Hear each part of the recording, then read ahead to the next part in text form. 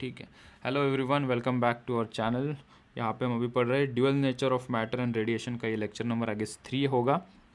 सबसे पहले हमने जानकारी ली थी लाइट के बारे में। लाइट का वेव नेचर तो ऑलरेडी पढ़ा था, इंटरफेरेंस, पोलराइजेशन, डिफ्रैक्शन क्या होता है।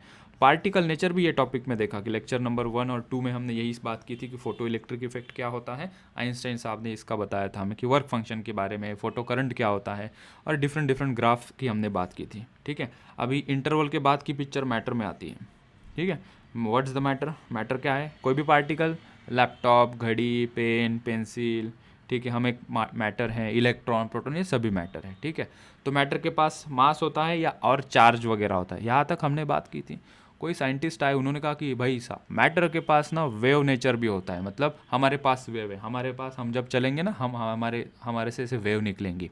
ठीक है, तो ये किसी ने सोचा नहीं था, तो वो सोच को दिया ये दोनों, बहुत सारे साइंटिस्ट आए थे, उन साइंटिस्ट की भी मैं इन्फॉर्मेशन दे दूंगा। डी ब्रॉय फ्रेंच, ये फिजिसिस्ट होने से पहले हिस्टोरियन थे, मतलब हिस्ट्री में उन्होंने अपना करियर किया था और बाद में जाके इन्होंने फिर फिजिक्स के अंदर ये चीज़ बताई और बहुत बड़ी चीज़ बताई, नोबेल पुरस्कार लेके गए।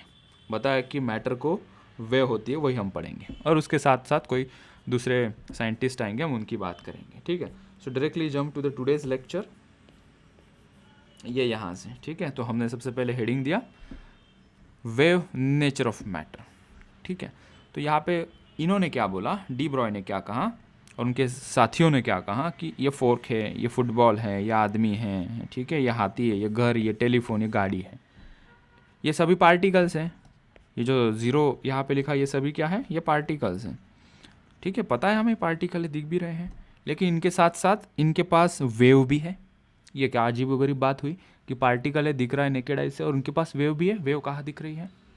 ये दिखती नहीं लेकिन होती है, बोला डी ब्रॉयज ने। तो इनका हाइपोथेसिस था एक। इन्होंने बोला कि एवरी मूविंग पार्टिकल को बोलना आसान होगा क्योंकि मोमेंटम की बात वगैरह चलेगी। ये पार्टिकल रेस्ट में होंगे तो कुछ यूज़फुल इन्फॉर्मेशन नहीं मिलेंगे, और आगे चलूँगा तो तुमको भी समझ में आएगा कि ऐसी क्या बात चल रही है।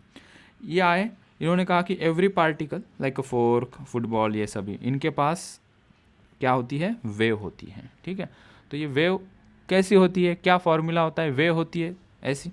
वेव को क्या होती है? वेवलेंथ होती है, फ्रीक्वेंसी होती है। तो इनको पूछा गया कि बताओ कि अगर इन सभी पार्टिकल को पास वेव है तो वेव का कोई फॉर्मूला होगा तुम्हारे पास? इन्होंने कहा जी हाँ, ये लीजिए, वेव का फॉर्मूला है lambda is equals to H upon P. H is a Planck's constant and P is a momentum of that particle. अच्छा, मतलब पार्टिकल नेचर को कंसिडर करके ही वेव नेचर पढ़ा जा सकता है, क्योंकि momentum is nothing but mass into velocity. तो मास इंटू वेलोसिटी मतलब उसका पार्टिकल नेचर है और उसी के एसोसिएटेड उसको वेव है, और ये रिलेशन ने, खूबसूरत रिलेशन ने, ये प्रूव करके बताया। ठीक है, और इनके साथ साथ और भी कोई साइंटिस्ट आए, उनकी भी फटाफट से तुम्हें इन्फॉर्मेशन दे दूं। ये कोई साइंटिस्ट आए बीच में, शोडिंगर और एक साइंटिस्ट है जिनके बारे में बहुत लोगों ने सुना भी होगा, हाइजेनबर्ग। ठीक है, इन्होंने भी कंट्रीब्यूट किया, ये थ्योरी के इर्द गिर्द इनका भी कंट्रीब्यूशन है। इनमें से एक ने नोबेल पुरस्कार भी जीता इनके साथ, ये शोडिंगबर्ग्स इक्वेशन। ठीक है, इनके बारे में ज़्यादा मैं बात नहीं करूँगा, तुम गूगल करके या यूट्यूब पे देख सकते हो, ये सिलेबस में नहीं है ज़्यादातर। ठीक है, ये इनकी बात चल रही थी, इनका हाइपोथेसिस है, और बहुत सारी हिस्टोरिकल बातें हैं जो मैंने लाइव लेक्चर में की थी, अभी रिकॉर्डेड में मैं उसे नहीं ले रहा हूँ। ठीक है, it doesn't have any concern to the syllabus. ठीक, तो टू अंडरस्टैंड क्या फिनोमिना है लैम्डा, तो हमने एक एग्जांपल लिया कि लेट्स से एक हाथी है, हाथी चल रहा है 10 मीटर पर सेकेंड से, उसका मास है 500 किलो का। ठीक है, तो हाथी की वेवलेंथ बताओ, हाथी की वेवलेंथ कितनी होगी? हमने कहा कि lambda is equals to H by P. H उसकी वैल्यू पुट कर दी, P is a momentum that is mass into velocity, 10 metre पर सेकेंड से चल रहा है, तो उसकी वेवलेंथ इतनी आई रफली। ठीक है, कैलकुलेशन ये नंबर गलत भी हो सकता है, उसकी चिंता नहीं है हमें। ऑब्जर्व हमने ये किया 10⁻⁻34 मीटर, काफ़ी छोटी वेवलेंथ है ये, होगी भी तो कोई इफेक्ट नहीं करेगी सराउंडिंग में। इसकी वेवलेंथ अगर होगी भी सराउंडिंग के पार्टिकल को, ये कोई खतरा नहीं प्रोड्यूस करेगी, काफ़ी छोटी वेवलेंथ है।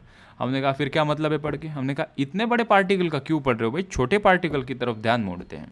हमने कहा कि यही चीज़ अगर छोटे पार्टिकल के लिए पढ़ते लाइक इलेक्ट्रॉन, तो इलेक्ट्रॉन की वेवलेंथ हम निकालते हैं, तो इलेक्ट्रॉन की वेवलेंथ हमने निकाली, एच की वैल्यू तो वो कांस्टेंट है, ये पुट की हमने, P is equals to M V, electron का मास कितना होता है? ये 9.1 इंटू 10⁻³ kg, वो पुट किया, मान लेते हैं उसकी वेलोसिटी है 10⁶ मीटर पर सेकेंड, काफ़ी हाई वेलोसिटी से चलते हैं छोटे छोटे पार्टिकल इलेक्ट्रॉन, ठीक है।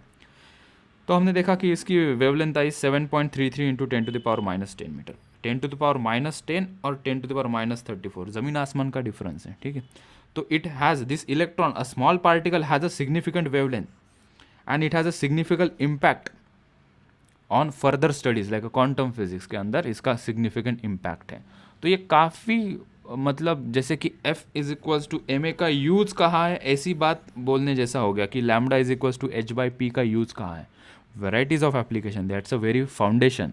जैसे कि कंक्रीट मिक्स करके हम खड्डा करते हैं और उसके ऊपर बिल्डिंग का फाउंडेशन होता है और फिर ऊपर बिल्डिंग आती है, वैसे ही ये फाउंडेशन है आगे वाले एडवांस क्वांटम फिजिक्स पढ़ने के लिए, ठीक है।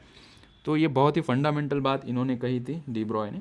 और बात कर लेते हैं, यही इक्वेशन हमारे सिलेबस में आएंगे, हमारी काम की बात तो कर ले कि क्या हमें कॉम्पिटिटिव एग्जाम में ये क्या ये हिस्ट्री वगैरह पूछेंगे कि नहीं। Lambda is equals to H/P ये सबसे पहला फॉर्मूला हमें मिला, उसके ऊपर से स्ट्रेट फॉरवर्ड क्वेश्चन पूछा जाएगा कि ये पार्टिकल का मास इतना, इतनी वेलोसिटी चल रहा है कि इसकी वेवलेंथ बताओ। यही नहीं, और एक फॉर्मूला आएगा हमारे पास, तो इन terms of wavelength of matter, ये वेवलेंथ ऑफ मैटर है H/P, in terms of kinetic energy, इसको मॉडिफाई करो, गाड़ी को मॉडिफाई करते हैं वैसे वेवलेंथ के फॉर्मूला को भी मॉडिफाई करते हैं, अलग अलग कलर में बताएंगे इसको अभी, ठीक है।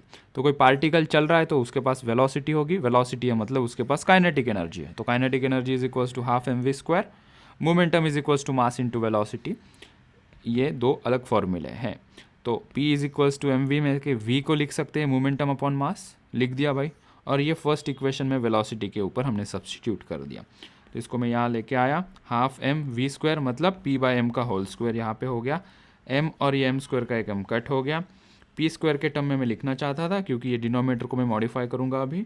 सो p² is equals to 2 into kinetic energy into mass, so p की इतना हो जाएगा अंडर रूट में 2 into mass into kinetic energy को सिर्फ k लिखा मैंने यहाँ पे, ठीक है। k ही लिखते हैं जनरली, k मतलब बड़ा हो जाता है simple. So lambda is equals to H/P और इस p को हम लिखेंगे अंडर रूट ऑफ 2mk, ये दूसरा फॉर्मूला हो गया in terms of kinetic energy. Simply kinetic energy of particle is given as this of mass this, find out its wavelength, तो you have to use this formula, ठीक है। अगर उसका velocity वगैरह कुछ दिया या मोमेंटम सीधा सीधा दिया है तो ये फॉर्मूला हम यहाँ पे यूज़ करेंगे, ठीक है। Let's hands on over with some example. यहाँ पे 3 पार्टिकल्स है हमारे पास, electron, alpha particle and proton.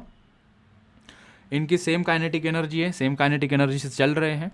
किसी ने एक्सेलरेट किया होगा मैग्नेटिक फील्ड या इलेक्ट्रिक फील्ड के अंदर, तो उनके पास अभी काइनेटिक एनर्जी आ गई। तो कंपेयर करते हैं इसकी वेवलेंथ, अभी पार्टिकल को वेव होती है ये पता है, तो इनकी वेवलेंथ बताओ। तो हमने कहा कि ये पार्टिकल है इलेक्ट्रॉन, ये पार्टिकल है अल्फा पार्टिकल, ये पार्टिकल है प्रोटॉन, ठीक है। इनके मास है me, m अल्फा, mp।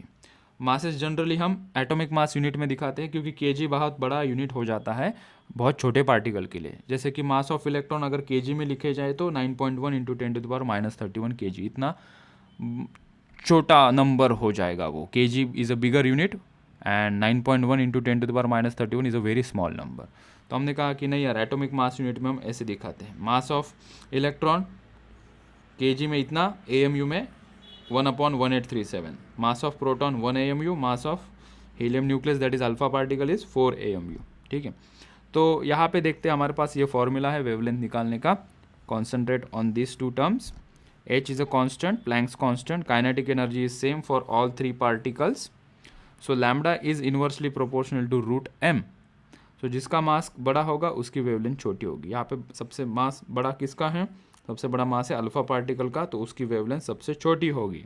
जिसका मास सबसे छोटा उसकी वेवलेंथ सबसे बड़ी होगी। सो सबसे बड़ी वेवलेंथ इलेक्ट्रॉन की, उसके बाद अल्फा पार्टिकल की, उसके बाद प्रोटॉन की वेवलेंथ होगी।